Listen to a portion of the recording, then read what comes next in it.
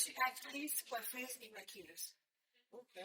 Je vous présente Noé Sandoko. Elle commence le maquillage. Et c'est mon assistante aussi. D'accord, enchantée. Donc, tu veux prendre des cours, c'est le moment. Ok. Et une masterclass en plus. Oui. Et à l'occasion du masterclass, la petite formation en make-up, ils vont délivrer des certificats signés par Cannabis University. Donc, c'est une bonne opportunité, en fait. C'est bien, moi, j'ai vu. Ouais. J'espère que je vais vous avoir ce moment photo tout à l'heure. Si vous m'invitez, bien sûr. Je t'invite, tu déjà malade. Ok, d'accord. Allez, À toutes. à toutes.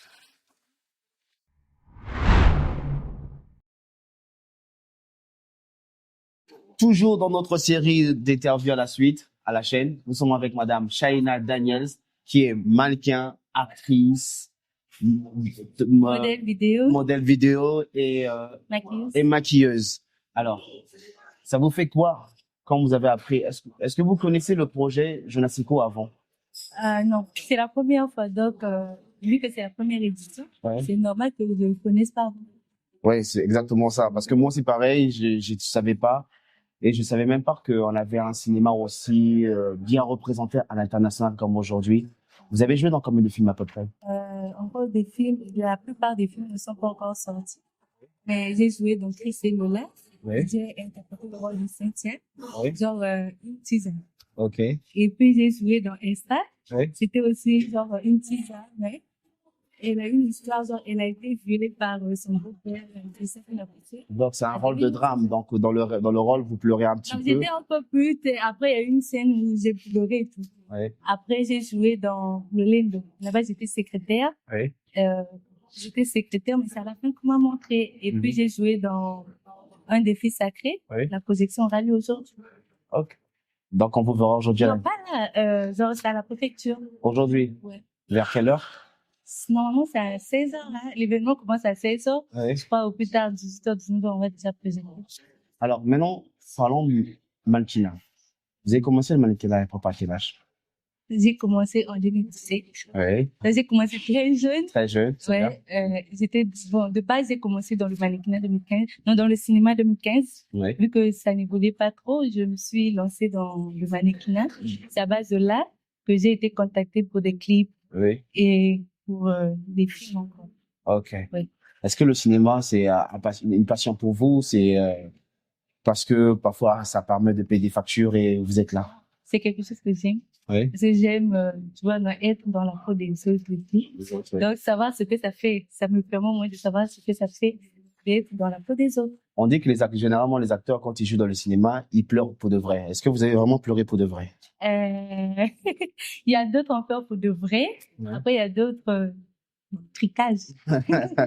Mais sinon, il y a d'autres qu'on fait. Mais non. Allez-y. Après, moi, côté pleurs, genre, il y a des films où j'ai pleuré pour de vrai. Oui. Après, il y a d'autres. Et donc, on m'a forcé à pleurer. Quand on vous force à pleurer, là, on vous fait quoi? On vous met une gifle ou on vous remonte un souvenir? Très, très, très mal. Très mal. Tu vas te blesser, tu vas te sentir ridicule, inutile. Ouais, je vois. Ouais. Ouais. Vous êtes aussi maquilleuse. Ouais.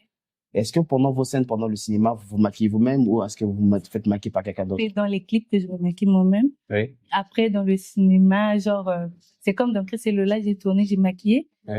Et quand c'était, genre, quand c'est à moi de tourner, je maquille pas. Si je viens pour le tournage, je maquille pas. Et puis, dans l'autre, là, Un défi sacré, ce qu'on va projeter aujourd'hui, oui. Je me suis maquillée moi-même et j'ai maquillé les autres. Ouais. Après, les autres, on m'a maquillée. Est-ce que, on dit que généralement le maquillage, ça prend du temps parce qu'il y a plusieurs scènes, il faut faire des maquillages pour différentes scènes. Est-ce que c'est pas fatigant parfois de jouer plus naturellement? Est-ce que vraiment ça vous fatigue pas genre maquiller les gens? Non, ou pas maquiller les gens, peut-être vous maquillez vous-même quand vous maquillez pour les scènes. Moi, ça me fatigue pas. J'aime le maquillage. Après, ça dépend du réalisateur. Ouais. Oui. S'il veut que ce soit naturel, je prends tout ça. Donc, je passe naturel. Ça vous fait pas les allergies derrière? Est-ce qu'il y a des produits spécifiques pour ça? Il y a des produits qu'il faut mettre pour éviter un peu des imperfections. Ouais, il y a des produits. Le make-up, vous avez commencé ça il y a longtemps? Non. Genre, à la maison, je bricole un peu et tout. C'est quand on a fait le film Insta. Ouais. C'est là où je me suis intéressée au maquillage parce que c'est qui m'a maquillée. Genre, on a tourné avec elle, elle était maquilleuse.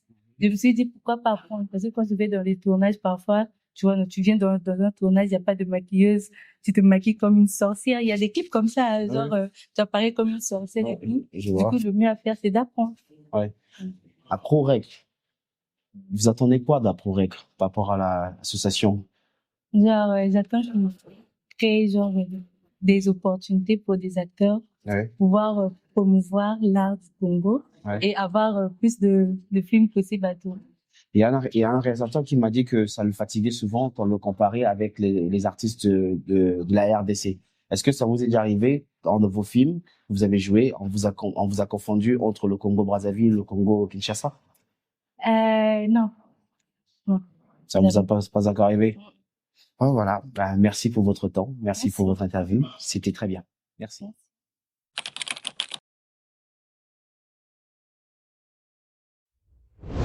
Toujours dans notre série de succession d'interviews, nous sommes avec monsieur Baibo Atiga. Alors, monsieur Bavetio, vous êtes aussi réalisateur-producteur, c'est ça? Ouais, je suis réalisateur-producteur. Alors, la question que je pose à tous vos frères, ça vous fait quoi de faire partir de l'histoire? Ça vous fait quoi? De faire partie de l'histoire parce que c'est la première journée nationale du cinéma congolais. Moi, Ça n'existait pas il y avant. a un mot qui me vient en tête, c'est héritage. Héritage. Héritage parce que je fais partie de ces premiers à lancer ce mouvement, si je pourrais dire. Ouais. Mais derrière, il y aura d'autres personnes. Ouais. Alors, j'aimerais que ça se passe bien, qu'on arrive à un niveau et que ça puisse être un héritage pour les autres qui vont. Et c'est quoi le niveau que vous espérez arriver? Ah, gars, c'est carrément Hollywood. Hollywood de Brazzaville, carrément. Ben, bien sûr. Peut-être plus encore. Peut-être plus. Ouais. Peut-être plus. Ouais. Parce que j'ai interviewé vos frères tout à l'heure, surtout monsieur Kelly, il a dit que je l'ai posé la question à savoir c'était quoi la première action à ProRec sur la table. Il m'a dit c'est faire consommer le cinéma congolais aux Congolais. Ça, c'est ça. Sachant que le Congolais est difficile, est-ce que c'est pas un challenge? Déjà, ça a toujours été un challenge.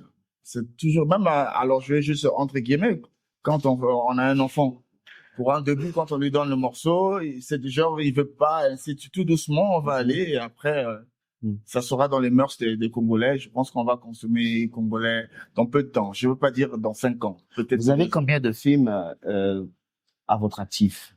À mon actif, déjà, ça fait pratiquement, on va dire, plus d'une décennie que je suis dans l'audiovisuel. Oui. D'accord. Et en termes de réalisation ou peut-être de production, je peux aller à une cinquantaine. Une cinquantaine si je compte. Ça, c'est des longs métrages ou des courts métrages? Alors, à ProRec, c'est une association des réalisateurs et de producteurs. D'accord? Donc, si je fais partie, c'est parce que je suis réalisateur et producteur. Mais je suis pas totalement dans le cinéma. D'accord? Je suis plutôt dans tout ce qui est corporate, événementiel.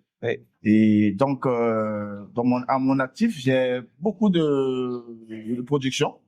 D'accord? En termes de documentaires. En termes de vidéos d'entreprise.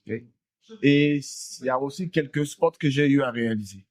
Donc, je pourrais dire que je suis en plus d'une vingtaine de vidéos ou encore de contenus que j'ai créés. C'était quoi la difficulté que rencontrait un producteur solo dans le milieu cinématographique congolais? C'était quoi les difficultés? C'est quoi les difficultés d'abord?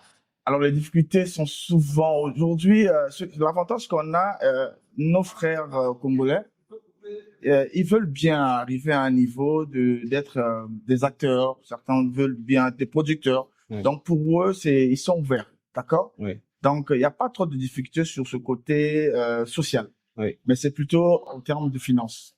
Parce que, imaginez-vous, vous allez à un projet, il faut financer dans le sens où les acteurs trouver une maison, louer une maison. C'est souvent le côté finance qui fait un peu difficulté. Je dis pas défaut parce que on arrive toujours à trouver un peu et puis voilà, on avance à notre projet. En tant que producteur, quand quelqu'un vient vous soumettre un projet, qu'est-ce que vous regardez en premier avant de vous investir? Alors, un projet, c'est déjà l'objectif, l'axe dans lequel le projet va prendre. Il y a d'abord ça. Et après, on voit un peu la faisabilité. Parce que on va dire des choses vraiment telles qu'elles sont. Hein. On va pas prendre comment je pourrais dire ça, une production qui est facilement réalisable en Europe et l'emmener ici à adapter, à espérer avoir le même résultat qu'en Europe. Il faut voir le projet est-ce qu'il est réalisable au niveau de notre localement, quoi? Maintenant, vu que la plupart des producteurs dans ce milieu se sont associés pour faire du cinéma congolais une référence, est-ce qu'on aura des cinémas, des films à l'image un peu bollywoodienne ou Nollywood, dans le sens où il y aura de l'action, où ça sera juste des drames, des mélodrames? Déjà, dans le temps, on n'avait pas ces moyens d'obtenir facilement le matériel. Ouais. Aujourd'hui, le monde est devenu très connecté. On a Alibaba, on a Amazon. La plupart du temps, on commande du matériel déjà. Ouais. Donc, en termes de films de science-fiction ou action, Ouais. oui, on pourra maintenant aller à ce niveau. Ouais. Et il y a des acteurs. On a des maîtres de karaté, de judo qui aspirent mieux à être aussi un jour acteurs. Ouais. Pourquoi pas les emmener dans ce sens-là pour qu'on puisse avoir des acteurs qui pourront... Est-ce que à ProRec, la Jonasico, ça sera uniquement pour Brazzaville chaque année, ou est-ce que vous espérez aussi aller dans d'autres villes? Déjà, ProRec, ça, c'est encore dans les coulisses, mais déjà, on a un projet où on va faire le tour du Congo. Okay. Avec toujours dans Jonasico. Oui. Mais ça sera le tour. Donc, on va visiter d'autres villes du pays. Alors, parmi les logos, parce qu'on voit, il y a Canal+, il y a Canal+ University. Parmi les logos qui sont là, vous avez lequel pourrait être le vôtre? Ben, nous, notre logo, c'est OBEM Consulting. Ouais. OBEM, c'est notre agence de communication avec un ami que j'aime bien, un collègue aussi, Bedi Obambi. Ouais. Donc, ça existe depuis 2016. Comme je dis, on a commencé depuis très longtemps. C'est des petites productions, c'est des concerts, c'est des événements. Donc, OBEM Consulting, c'est là où on essaye de mettre un peu la magie pour emmener tout ce qui est image à un niveau élevé. D'accord. Pendant la projection, on a vu vos témoignages. Vous disiez que tout sur Monsieur Patou, que Monsieur Patou vous apportait surtout l'aspect juridique, la consommation du cinéma. Vous retenez quoi de cette formation-là? Est-ce que c'est juste le côté juridique ou il y a un autre volet? Alors, Monsieur Patou, il s'est pas limité seulement au côté juridique. Et son apport était vraiment énorme pour nous. Et il s'est pas limité, comme je disais, il s'est pas limité seulement du côté juridique. Il y a aussi des conseils. Ouais. Il a essayé de nous faire voir un peu la réalité pour qu'on puisse avoir une idée de là où on veut bien aller. Ouais. Donc, il y avait plus de conseils en termes de quelqu'un qui a de l'expérience déjà à la matière. Et on reste à venir, on attend un peu. Excuse-moi, on a filmé avec caméra. Tu sais que c'est ma première fois. Ah oui, c'est ma première fois. Ton visage me semble familier, c'est pour ça que je suis un peu à l'aise avec toi. Donc, Monsieur Patou, pour nous, c'était quelqu'un de... Il n'a pas seulement donné ce côté juridique. Ouais. On n'a pas vraiment fait seulement le côté juridique. Il y avait plus de conseils. Ouais.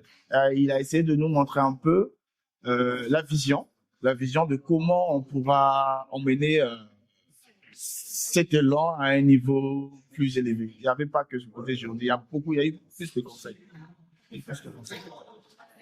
Qu'est-ce qu'on peut vous souhaiter avec la ProRec en ce moment?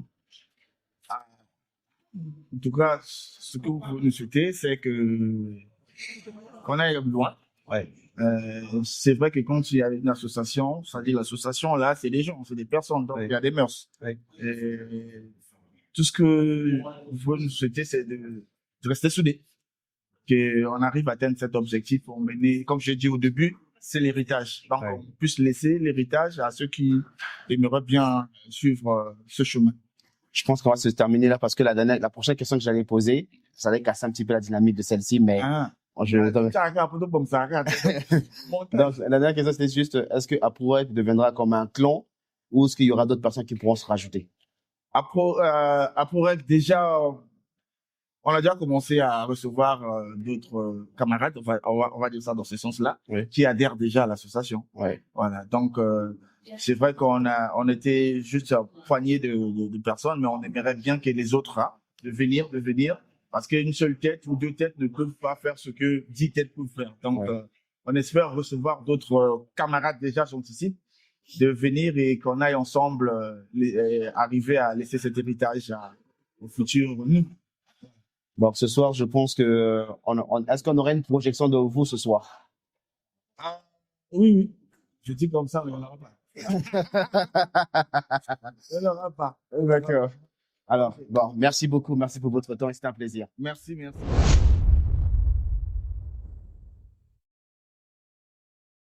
Bonjour. Bonjour. Je viens d'apprendre que aux directeur technique, il y a Tokomi Industrie. Évidemment.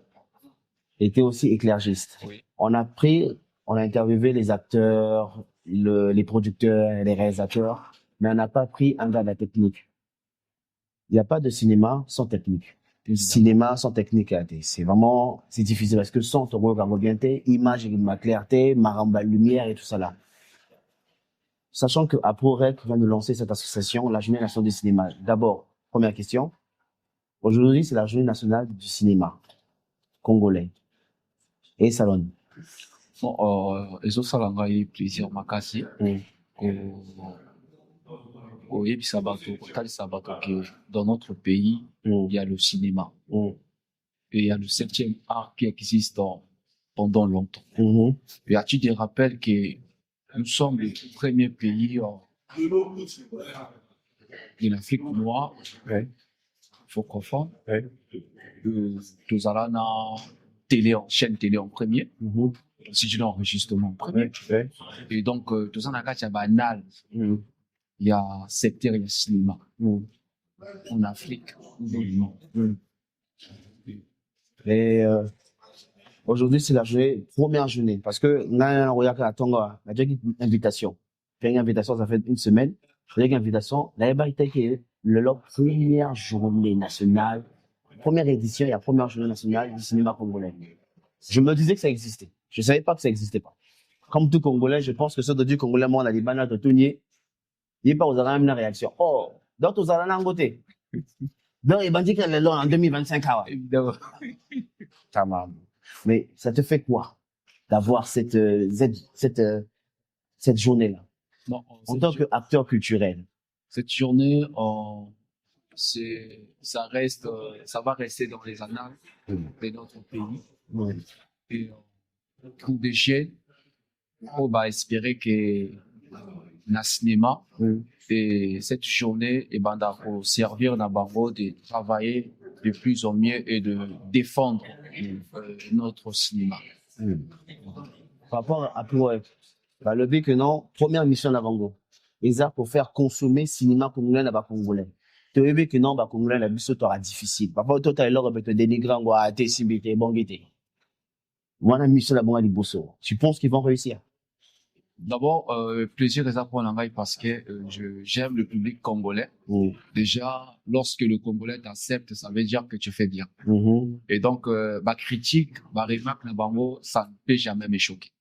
Et ça nous pousse à aller de l'avant. Le problème, c'est passer l'information. Et nous sommes sur la faisabilité. Et que aujourd'hui, les Congolais doivent savoir que dans un cinéma, il y a un peut exister que c'est comme dans chaque pays, ils ont une culture d'ango. Et le Congo aussi, ils ont une culture d'ango. Et c'est dans le cadre du cinéma, de toujours là qui s'ayango. Mais je ne peux pas aller dans d'autres secteurs pour éviter un peu certaines choses.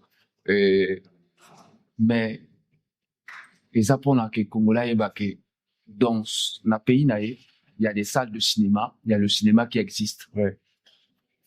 Parce que Nicolo va Congolais va confondre cinéma à TikTok. Parce que tout le monde a TikTok, TikToker va comme belé, on des acteurs. Acteur, un vrai acteur, on va ça la rabaramo. C'est-à-dire que non, le gars, il lit le scénario, il maîtrise la scène, il commence à jouer, il fait des cascades. T'es, un TikToker, on des bango, acteur. La différence, c'est que un acteur, moteur sur la TikTok, il n'a pas la formation d'actoriat. Donc, c'est pas ça qui va faire de lui un acteur. Parce que si vous mettez la production professionnelle, il ne saura pas. Si vous le mettez plaque au sol, il ne saura pas c'est quoi plaque au sol. Vous mettez toi un gros plan. Il ne saura pas. Parce que lui, il fait la vidéo, mais ceux qui mettent dans le cadre professionnel, il ne saura pas. Plaque au sol, c'est parce qu'on n'a pas vu plaque au sol. Plaque au sol. Pour dire que le cinéma, nous faisons le cinéma professionnel. On respecte les normes. C'est ce que j'ai compris en tout cas, oui. qu'on respecte les normes et des principes.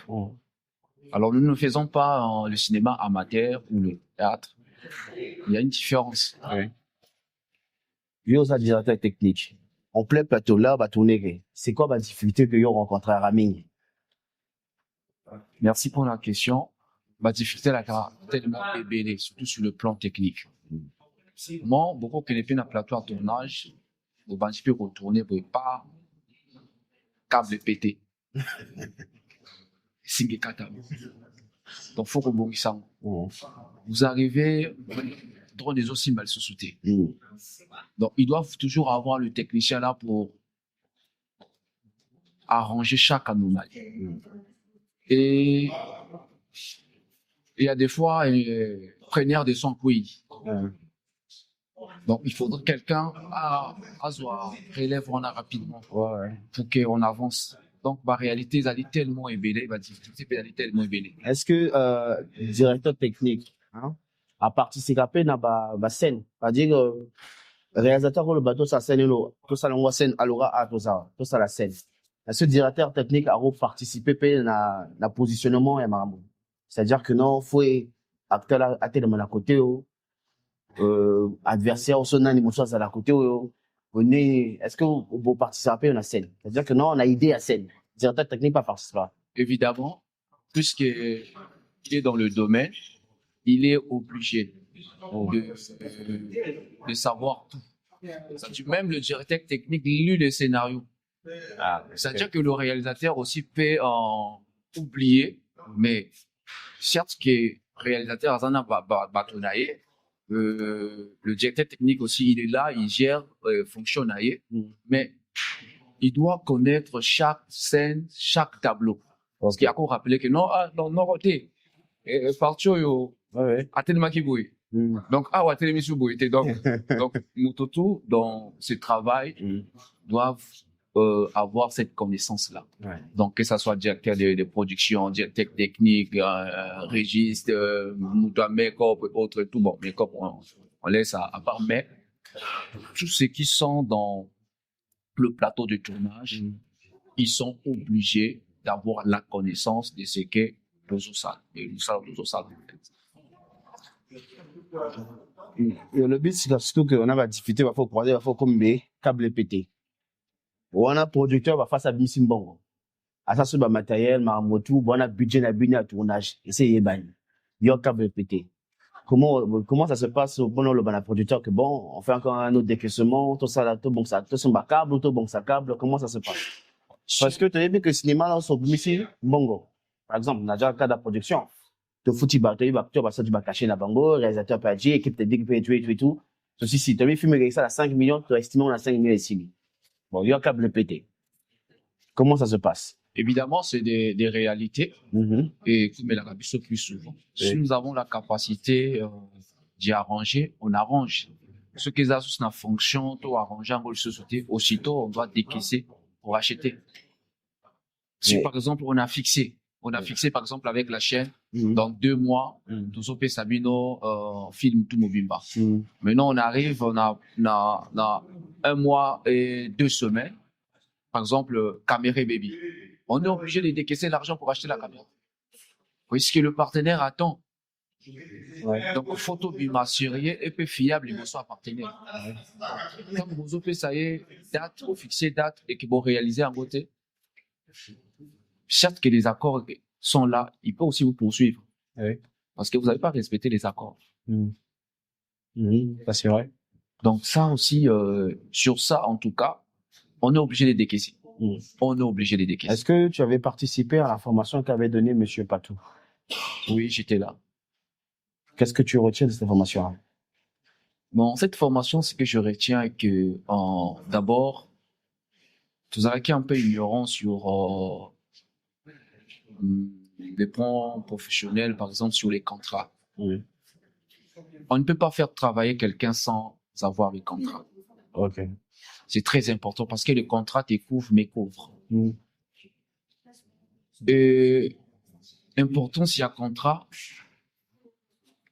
il y en a qui est très important parce que ils ont un problème et ça a un débat entre des réalisateurs ou des producteurs avec des acteurs. Le producteur dit que, bon, écoutez, moi, tout tourné kaka, mbongo ya kanasima. Donc, moutayu pete, aipi prio à regagner. Bon, soit tu peux le blé en kana monoko. Après, vous fixez des dates, vous ne respectez pas ça. Et quand l'acteur va aller au niveau de la justice, papa, kangayo.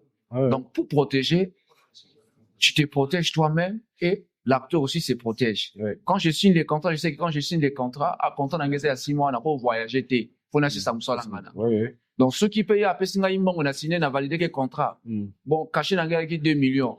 Ok, Nasa a dû déjà avant ça, il y a 500 000, on a quel voyage. Il va pas reporter une caplette. Là, je dois payer. Donc, Valérie, il y a contrat, la formation, pour moi, c'était très, très nécessaire pour moi et on a bénéficié de beaucoup vraiment. Mais un aspect technique, sur l'aspect technique aussi, évidemment. C'est-à-dire que c'est un travail qu'on fait dans l'ensemble. Il y a aussi ma caméra, manager à la lumière, mon tout porter savoir en aïe. Et pour n'aïe là que ça la kitoko, qui est malade. Donc, on doit travailler en communication. C'est comme quelqu'un qui m'a dit tout de suite là, dans le cinéma, il y a près de 91 métiers. Il y a plusieurs métiers. Je dirais même, il y a plus de 300. Un perchiste, saraboyana, ça. Il y a donc, plusieurs. C'est un métier donc, chacun de nous a son domaine. Donc, ne cherche pas à vouloir se montrer que toi, tu maîtrises bien mon travail. Et en ce moment-là, on va pas bien travailler. Parce que, soit mon arrogance va agir. Moi aussi, je dirais, je suis professionnel, tu ne peux pas m'apprendre à travailler. Et voilà, un peu, ça se passe dans des plateaux de tournage. Mais sur le plan technique aussi, on a eu à invoquer ça. Et que tous les travailleurs ont pris l'aide parce que connaissance dans mon azanango, opposant nango, tout ça, mais, par exemple, d'été, mais quand tu retiens moi, lumière, on a des gars, tout le monde a des gars épais ça. Le mec qui perd, bon, épais si, tu gardes. Non. C'est-à-dire, tu travailles, on collabore. Donc, sur le plan que ça soit, pour les bélés, en tout cas, tout du bagage et aujourd'hui, personne ne peut tromper Bissot. Tout l'imperfection, tout cela qui n'a pas hier et qui coexistait, c'était parce que tout cela qui n'a formation en AT. Mais aujourd'hui, nous avons cette formation et on est censé de bien faire le travail comme il se doit. Que ce soit sous le scénario, la réalisation, sur le plan technique, le perchis, les tchétchérailles et tout le monde. Voilà. Merci beaucoup, merci pour ton temps et c'est un plaisir pour moi. Merci.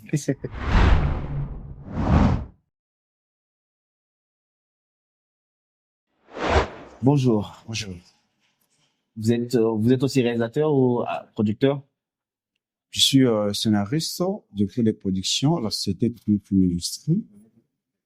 Société? De Comic Film Industrie. Dans le gérant est monsieur Kelly Mboyo, l'initiateur de Jonasico. Et moi, je fais partie l'un de ses collaborateurs directs. J'ai entendu, vous avez dit que vous êtes scénariste. Donc, ça veut dire que vous écrivez des scénarios. Bien sûr. Vous en avez écrit combien, un peu par an, imagine un peu? Il y en a plein. Je peux compter des dizaines de films déjà. J'ai écrit. Déjà réalisé? Non, pas réalisé, déjà élaboré comme scénario, de personnages, tout ça. Vu que notre calendrier est vraiment serré, on a plein de productions. Notamment Mon mari est à moi, qui est une production internationale, africaine. Notamment. Et c'est vous qui avez écrit ça? Non, j'ai participé en tant que scénariste adjoint, assistant scénariste, notamment Lopango, qui est des titres vraiment du cadre congolais, 100% Congo. Donc, c'est ça qui est déjà à la production presque à la fin. Donc, c'est ça. Mais sinon, il y a d'autres qui sont d'abord à l'observation parce que après l'élaboration du scénario, faut l'observer, il faut relire, être sûr que ça peut passer dans la production. Là, aujourd'hui, nous sommes à la journée nationale du cinéma congolais, la toute première journée. c'est une journée historique pour moi parce que quand je suis venu, je m'attendais pas qu'on me dise que c'est la première journée. Je m'attendais qu'on me dise c'est une journée nationale du cinéma, mais c'est la première. Avant, ça n'existait pas. Et vous, personnellement, ça vous fait quoi? Oh, Assister à ça. C'est une joie immense. Je ne, ça manque des mots.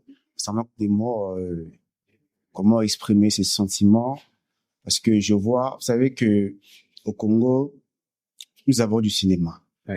Mais ça nous manque l'industrie. Donc, à travers cette initiative, nous voyons naître le cinéma dans l'industrie. Que, autrement dit, notre cinéma devient industrialisé. C'est-à-dire, il y a les partenaires, il y a la diffusion et la production. Oui. Donc, c'est une joie immense, qui manque même des mots, comment s'exprimer. Ce sont les initiatives qui fait vendre le cinéma congolais. APOREC, l'association des producteurs et réalisateurs du Congo, à travers cette initiative, ils veulent faire consommer le cinéma congolais aux Congolais. Sachant que le congolais est difficile. Oui. Toi, en tant que cinéaste, est-ce que vous reconnaissez le cinéma à Sika, pour les players congolais, ou tu jetteras juste les mêmes histoires? Ben, en réalité, depuis 1895 que le cinéma est né, jusqu'aujourd'hui, il n'y a jamais eu quelque chose de nouveau dans le cinéma.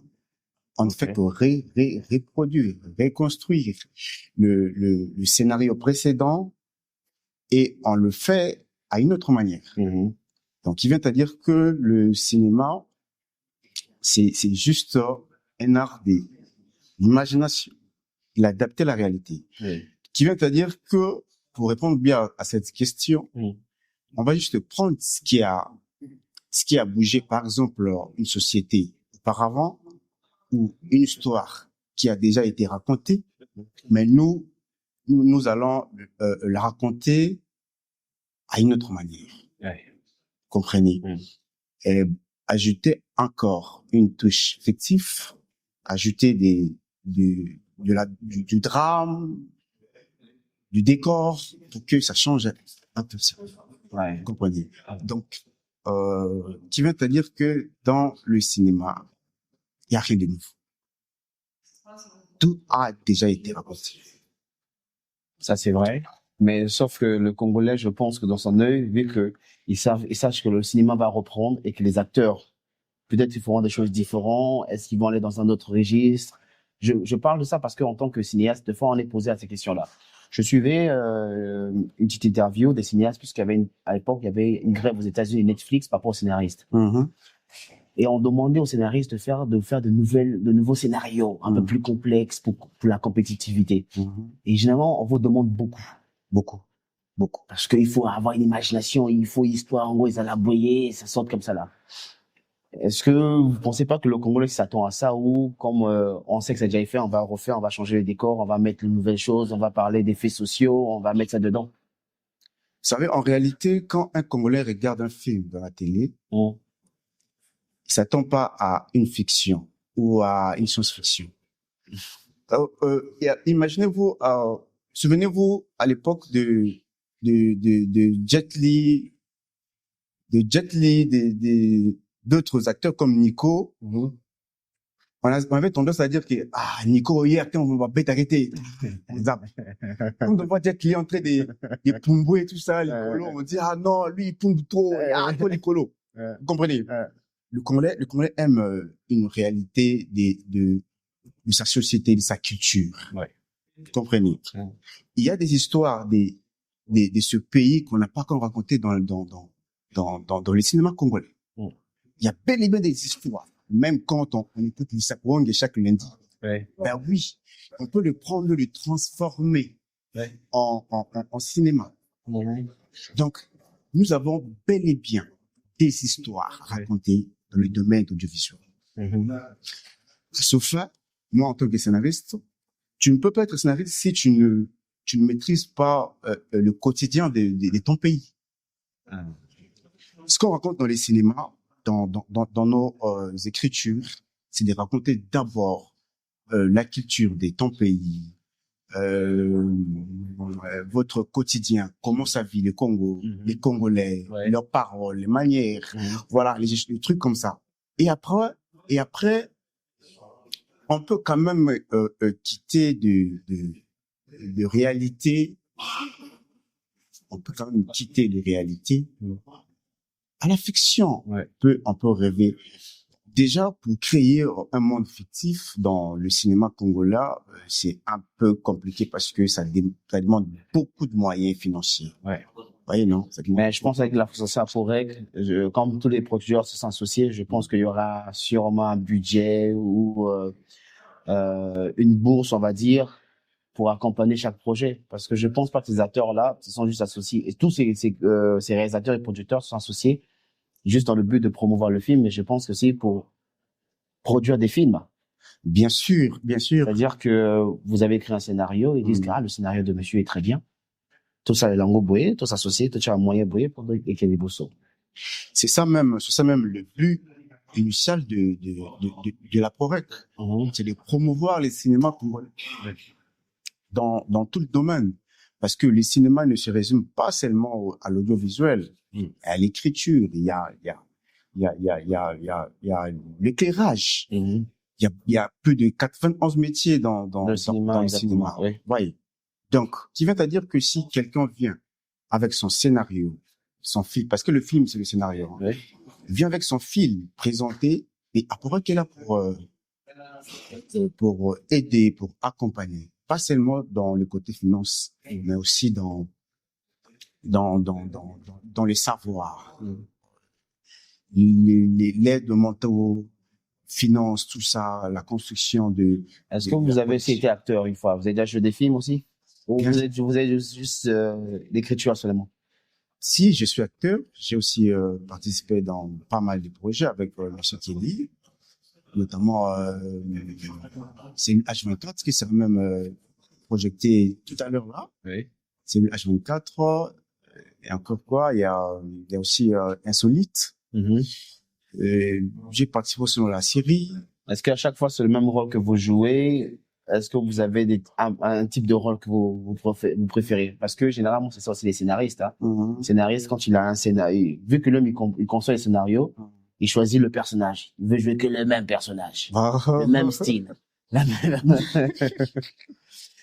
Non, en fait, un bon scénariste qui est professionnel.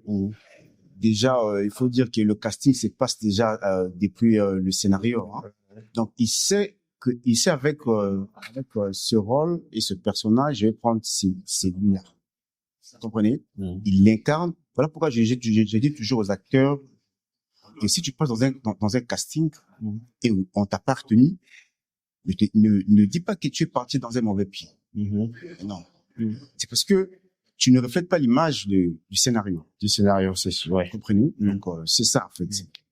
Moi, quand j'écris, je me dis, bon, j'écris pas mal des films que moi, je ne participe pas comme acteur. Je sais, celui-là, le personnage et la description, parce que le personnage doit avoir un caractère. Le personnage doit avoir une description, une nature. Vous comprenez? Je vois dans cette nature, la nature de ce personnage, moi, je ne peux pas l'incarner. Une question. C'est quoi un bon scénario? C'est-à-dire que non, le scénario là, c'est un bon scénario. C'est quoi? Est-ce qu'il y a un bon scénario? Non, il n'y a pas un bon Il y scénario. a juste un bon réalisateur. Ou des bons acteurs. Des bons acteurs plutôt. Ou il y a aussi un bon scénario. C'est que le scénario là, c'est bon. Bon. En fait, il y a le scénario et la production et la réalisation qui fait un film. Ok, nous avons la production, nous avons la post-production. Donc, le scénario peut être bon, mais la production, le réalisateur a détruit le scénario. Vous voyez? La production peut être bonne, le scénario est bon, mais le découpage qui est la post-production a détruit le scénario. Vous comprenez? Donc, c'est ça. Mais les scénaristes, ils imaginent, ils écrivent, mais c'est au réalisateur d'essayer d'incarner, en fait, de réaliser ce que le scénariste a mis sur le papier. Ok. Comprenez? Donc, en gros, il n'y a pas de mauvais scénario. Non, il n'y a pas de mauvais Il n'y a pas de bon scénario. Il n'y a pas aussi de bons scénarios. Mais Ça dépend de la manière que ça dépend de la manière que le scénariste développe ses scénarios. Voilà. Vous comprenez? Comme on dit que il n'y a pas de mauvaises idées. Oui.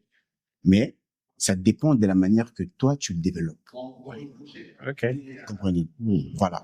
Donc, le scénariste peut dire que je vois, monsieur, vous Djengombe. monsieur Ndjengombe. Ngombe, oui. Je le vois en train par exemple, d'interroger monsieur Béni, mais sans micro. Vous comprenez? Ouais. On a fait ça, la réalisation vient, on réalise, on filme, on cadre tout ça. Mais quand ça va dans la post-production, dans le découpage, le monteur coupe. Il coupe là où monsieur vient, il rentre, il s'assoit. Lui, il coupe là où il vient, il s'assoit. Il prend juste la partie dont le monsieur pose la question. Automatiquement, ça détruit le scénario. Ouais. Comprenez? Donc, c'est à ce fait que je dis qu'il n'y a pas des mauvais scénarios ou bien des mauvais scénaristes. Ok. Comprenez? Je comprends. C'est comme ça. Merci beaucoup pour votre Merci. temps. Merci pour l'interview. On avait